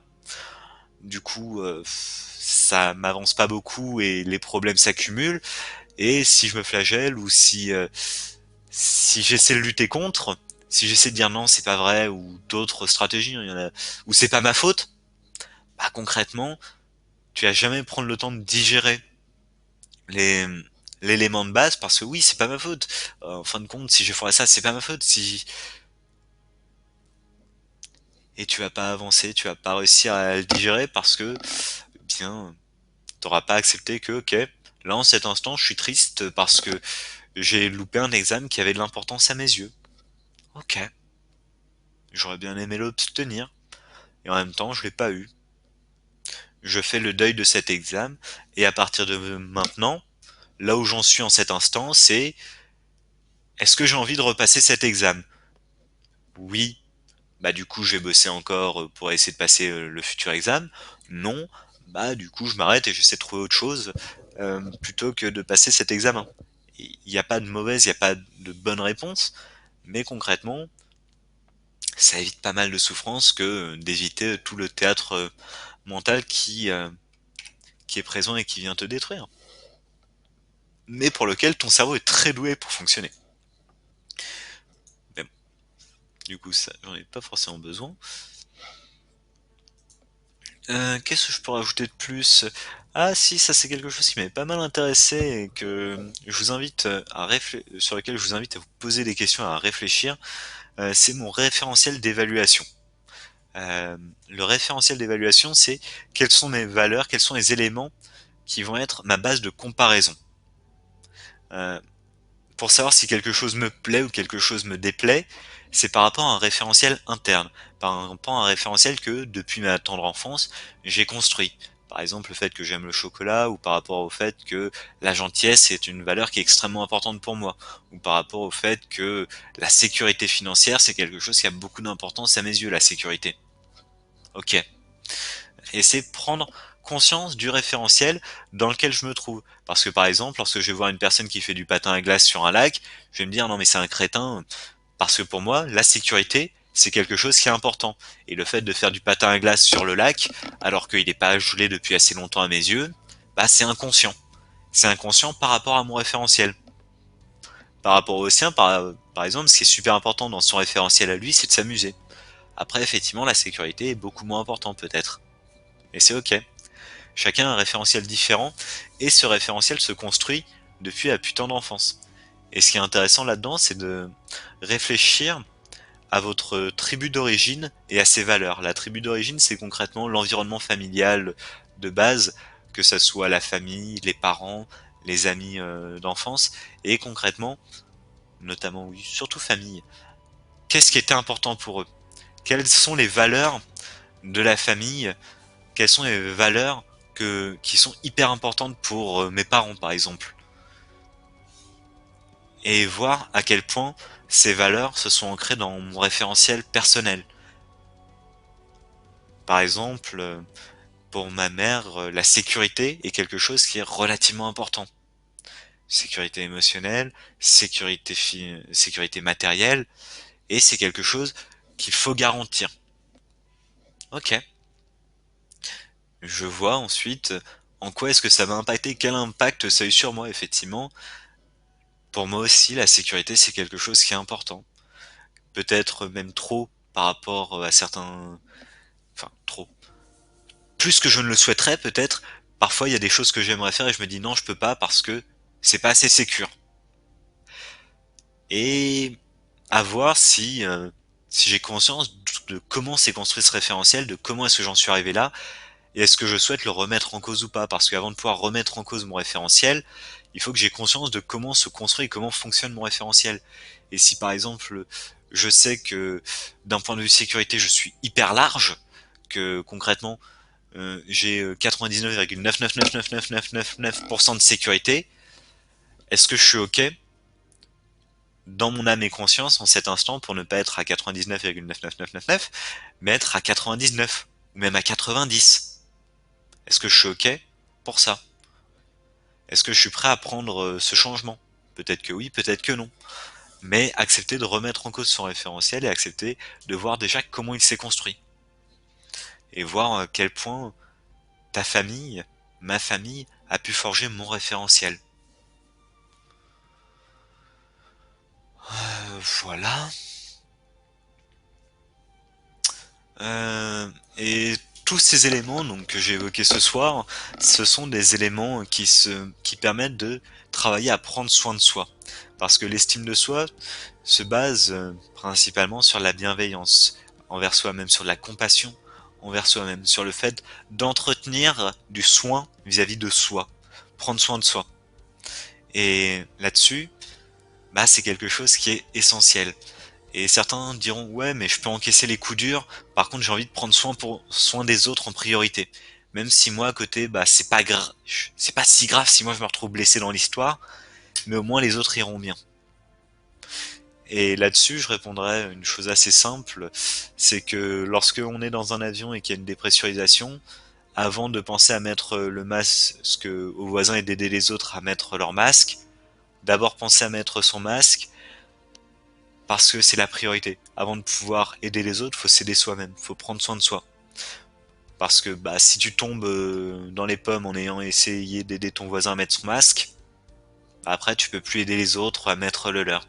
Alors que si ta priorité c'est d'abord de mettre ton masque et ensuite d'aider les autres à mettre le leur, là tu pourras avoir un impact conséquent, tout en préservant au mieux ta santé. Et voilà. Par contre, Oui. Par contre, si jamais il n'y a pas assez de masques pour tout le monde, imaginons par exemple qu'il n'y ait qu'un masque pour deux personnes, ça dépend des valeurs de chaque personne. Parce qu'en soi, si jamais, bah, par exemple, si toi, par exemple, tes valeurs, c'est de te dire que tu dois sauver les autres et que du coup, c'est soit toi, soit lui, et que du coup, tu choisis de sauver lui, ça va être différent d'une autre personne qui décidera de se sauver soi-même. Ça dépend effectivement, après ça dépend de tes valeurs personnelles, donc là c'est pas forcément le point, je parlais surtout du fait de prendre soin de soi, pareil, Oui. je vais revenir à ton Mm. point, il n'y a pas de souci. Par exemple les pompiers, leur priorité c'est de sauver des vies certes, mais leur première priorité c'est de rester en vie. C'est con à dire, mais mettons que lors d'un incendie, un pompier prend un risque démesuré pour sauver une personne, ça se trouve il va avoir allez, 5% de chance de réussir à la sauver et 95% de chance d'y passer en essayant de la sauver. Mais il va tenter les 5%. Pour moi, ce choix est pas pertinent, non, parce que, ok, 5% de chance, ça se trouve il va sauver et on applaudit, bravo, il a sauvé une personne, mais 95% de chance qu'il y passe, c'est beaucoup trop. C'est beaucoup trop parce que, bah, s'il meurt, dans le prochain incendie, il pourra pas sauver une personne. Même s'il avait 99% de chance de parvenir à les sauver dans le prochain incendie, bah, il sera mort. Du coup, il pourra jamais plus aider personne. Donc, avant de prendre soin des autres, c'est important de prendre soin de soi. Après, vis-à-vis de est-ce que je me sacrifie ou pas vis-à-vis du masque, ça dépend de toi, ça dépend de tes valeurs. Il n'y a pas une bonne, il n'y a pas une mauvaise réponse. Il y a tellement de configurations différentes. Ça dépendra de ton dharma, de ton devoir, de tes responsabilités, de tes priorités.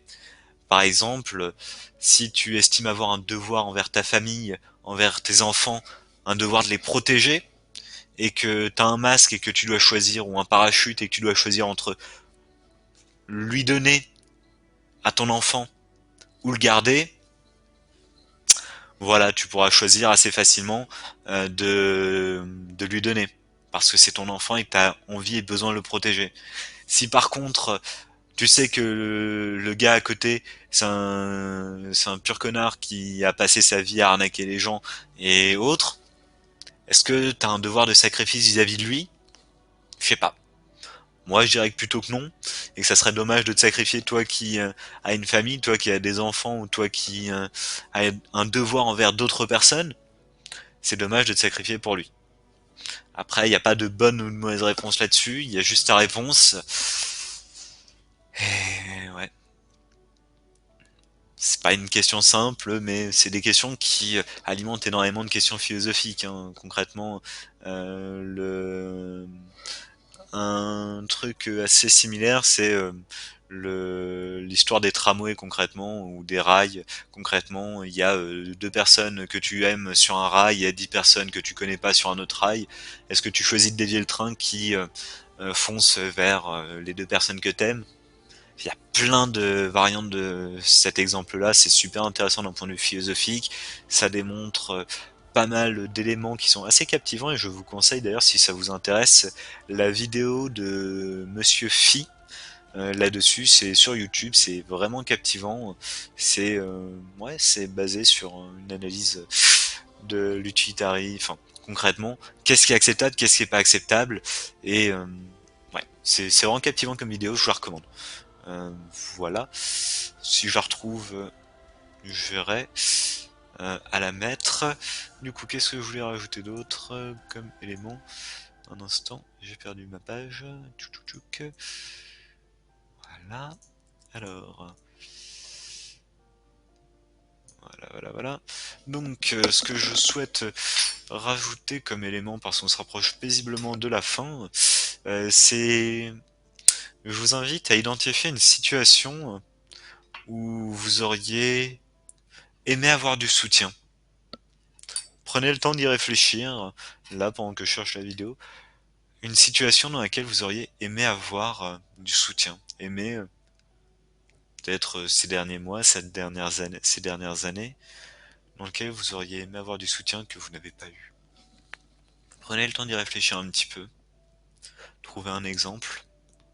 Et après, vous demandez pourquoi. Pourquoi est-ce que j'aurais aimé avoir du soutien? Quel soutien est-ce que j'aurais aimé? Qu'est-ce que j'aurais aimé entendre à ce moment-là?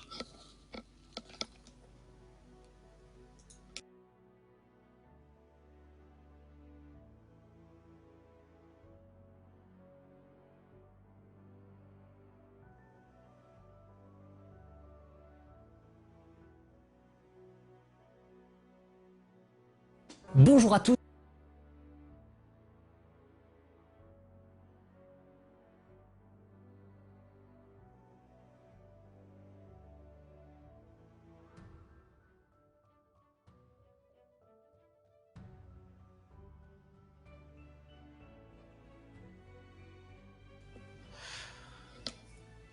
Du coup, à partir de là, c'est effectivement bon, je continue à chercher de mon côté. Hein. Hop. Voilà, je crois que j'ai retrouvé Aujourd'hui, la je vais jouer vidéo. au 5-0. Ça ne suffit Ouais, évidemment. c'est ça. Hop, je vous partage la vidéo en question. Et du coup, je vous invite, hop, voilà. Je sais pas si on a trop le droit, mais bon, je prends, si j'ai pas le droit, je prends le gauche, et de toute manière, c'est vraiment une vidéo que je recommande. Je vais d'ailleurs l'afficher là comme ça sera visible parce que je sais, non, bah les gens doivent pas voir le chat, donc paf, voilà.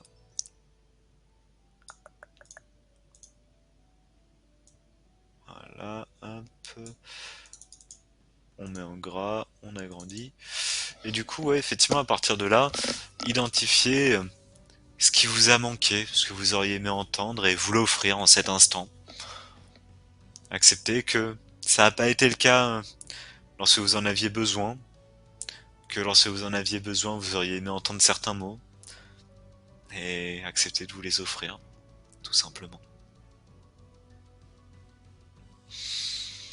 Et du coup, encore une fois, je me retrouve malheureusement, ça c'est un sujet sur lequel j'aurais aimé m'étaler un peu plus pour échanger avec vous, et concrètement, rien que ça peut faire une demi-heure, trois quarts d'heure de discussion, je pense, hein, et de travail et d'échange sur lequel vous creusez, mais malheureusement le temps nous manque pour cela, ce qui fait que je vais parler des quelques derniers éléments.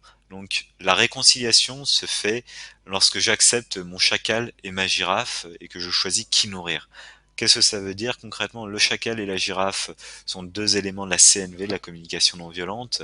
La girafe, ça va plutôt être la personne en moi qui est apaisée, qui est à l'écoute de mes besoins et de mes sentiments.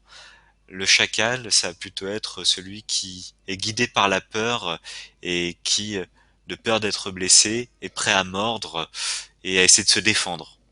Voilà, concrètement, c'est ces deux parts de là, et je choisis laquelle je vais entretenir, celle qui est orientée vers la bienveillance et vers l'ouverture à l'autre, à la compassion, l'ouverture à soi, l'ouverture à l'amour, à la bienveillance, ou celle qui est plus à essayer de défendre son beefsteak et à essayer de se protéger, même s'il n'y a pas de menace en face. Parce que le risque, du coup, effectivement, être dans une démarche full chacal, c'est que même lorsque quelqu'un essaiera de te caresser, bah tu vas le mordre. Et après, tu seras tout triste parce que personne ne se connecte à toi, personne n'est présent pour toi en cet instant. Ouais, mais lorsque une personne essaie d'être présent pour toi en cet instant, tu l'as mordu. Et du coup, la personne s'est barrée. Donc voilà, le chacal génère pas mal de ses propres problèmes et je vous invite du coup à accepter chacun d'entre eux et à choisir ensuite lequel nourrir. Quelle partie de vous est-ce que vous avez envie, pas de mettre en valeur, mais d'encourager et de développer? Quel est le chemin que vous souhaitez emprunter? Et vous dire qu'en fin de compte, dans votre vie, c'est avec vous que vous passerez le plus de temps, c'est avec moi que je passerai le plus de temps, et que c'est un peu dommage de pas m'aimer. Et comment est-ce que je peux faire pour devenir ou être mon meilleur ami? Qu'est-ce qui m'empêche en cet instant d'être mon meilleur ami? C'est une question qui peut valoir le coup aussi d'être posée. Donc ouais, il y a plein de questions en fait qui reviennent par rapport à cet échange, à ce focus sur l'estime de soi, des questions que je vous invite à vous poser et j'essaierai de les lister peut-être sur le Discord à un moment. Je ferai soit une question par jour, soit 5 questions et ensuite c'est vous qui prenez celle qui vous tente le plus chaque jour. Euh, vous vous m'écrivez si vous voulez ce que vous préférez là-dessus, il n'y a pas de souci. Euh, et en fin de compte, j'ai envie de tenter quelque chose, je sais pas ce que ça va donner, mais enfin, concrètement parce que c'est une proposition qu'on m'a faite à l'époque et que j'ai beaucoup aimé faire, donc c'était pendant le module de CNV dans lequel j'ai fait ça, donc moi c'était après 2 jours d'intense travail sur l'estime de moi, sur comment m'aimer, pourquoi m'aimer aussi, hein, c'est une très bonne question. J'en suis arrivé à cette étape où on m'invitait à écrire une lettre à moi-même, et du coup cette lettre que je m'écris, ensuite je l'ai donnée à la personne qui organisait le module de CNV, et à un moment, 6 mois plus tard ou 8 mois plus tard, je sais plus combien de temps, elle a fini par me la renvoyer par la poste et je l'ai reçue. Et j'ai ouvert et j'ai lu ce que je m'étais écrit il y a 6 mois. Et je vous invite du coup à vous écrire une lettre sous format Word à vous-même et si vous le souhaitez à me l'envoyer par MP sur Discord. Précisez soit dans le nom, soit dans les commentaires si vous souhaitez que je la lise. Moi personnellement, si vous me dites j'ai pas envie que tu la lises, bah je ne l'ouvrirai pas, j'en prends l'engagement que si vous me dites j'ai pas envie que tu la lises, je ne la lirai pas. Et à un moment, peut-être dans quelques mois, lorsque j'estimerai que le temps sera venu, lorsque je me dirai tiens, le temps est venu, je vous renverrai cette lettre par MP afin que vous puissiez la lire. Cette lettre que vous serez écrite, une lettre peut-être orientée sur de la compassion, sur la bienveillance envers vous-même, sur de l'amour que vous pouvez vous offrir. Je sais pas ce que vous mettrez dans cette lettre, mais concrètement une lettre de ce que vous avez envie d'entendre. Est-ce que vous avez envie d'être rassuré par vous-même sur vos capacités à vous aimer? Qu'est-ce que vous avez envie de vous écrire? Qu'est-ce que vous aimeriez vous écrire? Et ces choses-là, ces choses que vous avez envie de vous écrire, avec amour, avec bienveillance, vous pouvez vous les écrire, me les envoyer, et en fin de compte, dans quelques temps, je vous la renverrai. C'est un bel exercice. Donc voilà, l'offre est faite, aucune obligation là-dessus. Bien évidemment, tac, ça, je vais le réagrandir et je vais, avant de vous quitter, vous proposer quelques petits outils. Hop, j'agrandis ça. Donc, j'ai reçu une lettre. Tiens, j'aime beaucoup cette chanson. J'ai reçu une lettre. Hop là. Et je vais vous inviter du coup enfin, je vais vous proposer quelques outils en fait qui vous permettent aussi de travailler à devenir votre meilleur ami en fait, à développer cette estime de soi. Et par exemple, une des recommandations, ça serait de tenir un cahier de gratitude dans lesquels au quotidien, tous les soirs par exemple, avant de vous coucher, vous reprenez votre petit cahier de gratitude et vous y notez deux trois instants de bonheur de la journée, des moments pour lesquels je suis reconnaissant de la manière dont j'ai agi, dont je suis par exemple, dont je suis fier de la manière dont j'ai agi, de- des moments de la journée qui étaient particulièrement en accord avec mes valeurs, des moments de la journée que j'ai beaucoup aimés. Ces moments-là, vous les notez dans le carnet. Dans l'idéal, je mettrais, oui, effectivement, un moment dont je suis particulièrement fier de la manière dont j'ai agi, qui était en accord avec mes valeurs, et un moment dans lequel j'étais heureux. Un moment de la journée dans lequel j'étais heureux. Donc, cahier de gratitude. Gratitude. Un instant, un instant de fierté. Un instant de bonheur. Et tous les soirs, prendre le temps de les identifier, parce que dans la journée, il y en aura eu. Il y en a, tout le temps. C'est juste qu'on est tellement habitué en mode autopilote à pas les distinguer, que ces moments, en fin de compte, on prend pas le temps de les capitaliser, on prend pas le temps de les prendre en considération, et le fait de les noter, le fait de les identifier, et le soir de se dire, c'est vrai, il y a eu ce moment dans cette journée où j'ai pris soin de moi, et j'en suis fier. Il y a ce moment où je me suis senti heureux, c'est quelque chose qui peut travailler, qui peut permettre d'apaiser et d'améliorer la relation à soi. Voilà, donc ça c'est le premier. Et le deuxième élément, ça c'est plutôt le matin, c'est lorsque vous vous réveillez, de prendre le temps de clarifier votre intention pour la journée. Par exemple, lorsque j'ouvre les yeux le matin, de me dire, aujourd'hui, j'ai envie d'offrir de la douceur et de la bienveillance autour de moi. Ouais. Ou encore, aujourd'hui, j'ai envie de m'orienter sur la créativité aujourd'hui. J'ai envie d'être créatif. Ou j'ai envie d'être social aujourd'hui. J'ai envie de travailler ma sociabilité aujourd'hui. Et juste le matin de se mettre dans ce focus de comment est-ce que j'ai envie de passer ma journée, comment est-ce que je souhaite orienter ma journée d'un point de vue de mon développement personnel, ça peut aussi faire la différence et me rendre en fait plus attentif aux opportunités que j'aurai pendant la journée par rapport à ce chemin-là.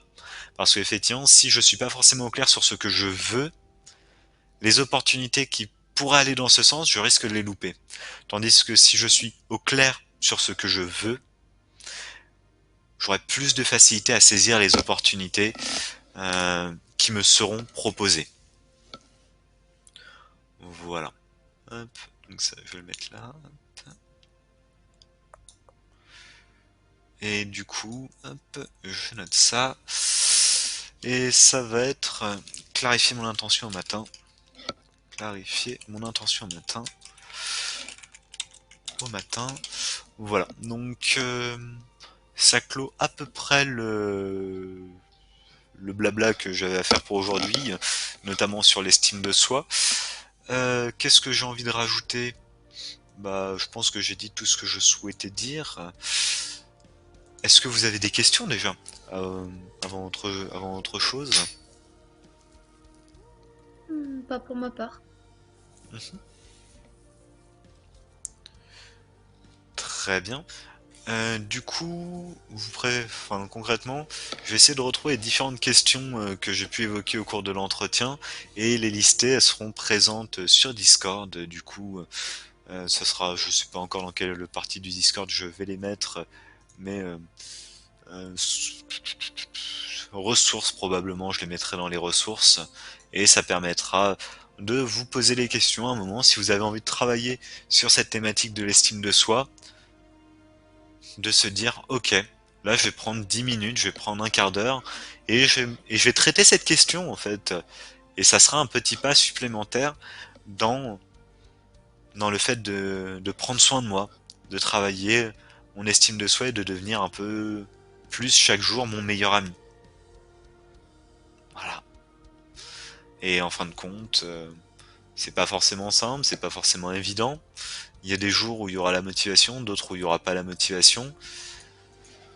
Il y aura aussi le fait, et ça, soyez-en conscients, parce que c'est aussi quelque chose qui peut pousser à ne pas être motivé, c'est se dire, ça se trouve, ça marchera pas.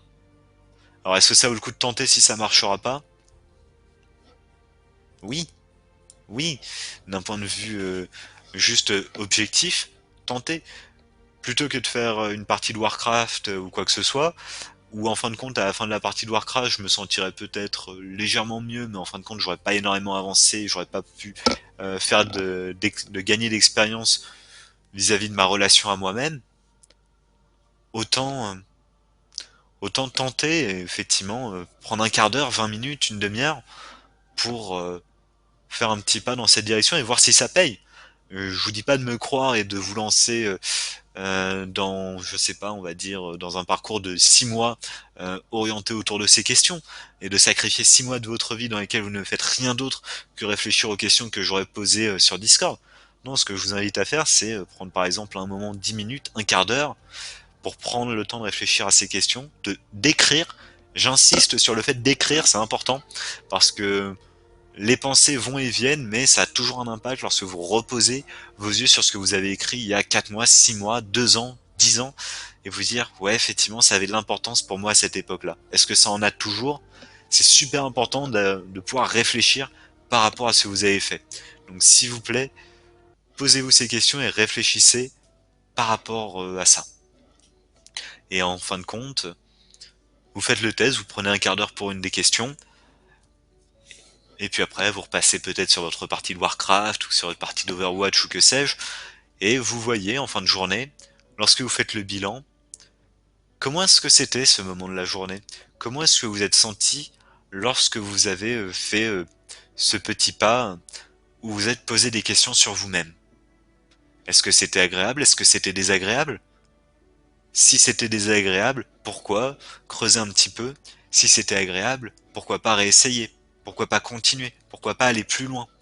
Et en fin de compte, je vous propose d'avancer de manière empirique, en apprenant chaque jour par rapport à la veille, et pas de vous transformer en un claquement de doigts comme ça, mais pas à pas, avancer vers l'endroit qui vous tente le plus.